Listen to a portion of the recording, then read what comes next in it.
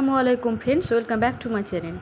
তো এটা হচ্ছে বৃহস্পতিবারের ভিডিও। রাত্রে এবার সবজিগুলো কেটে রেখেছিলাম, আর এগুলো আয়ান শুক্রবারে সকালবেলায় স্কুল থেকে ফেরার পথে জেমস চকলেট নিয়ে খেলা করছে।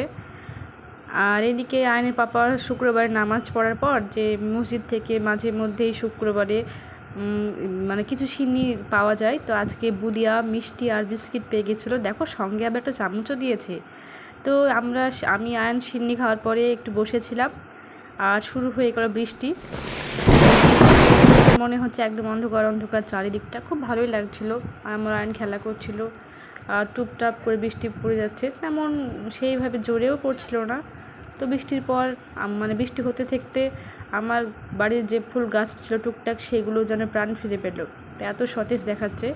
আর আমি একটু বৃষ্টির পানি এনে খেলা টেলা করছি, আর এদিকে আমার আয়ন পাপা খেলছে।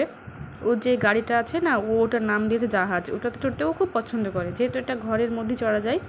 তো এখন বৃষ্টি ছেড়ে গেছে, আর আকাশটা একদম ঝলমল করছে রোদ্রে। কে বলবে যে একটু আগে বৃষ্টি হলো। তো দেখো, আকাশটা এত সুন্দর দেখাচ্ছিল না, একটু ক্যামেরা বন্দি না করলে পারলাম না।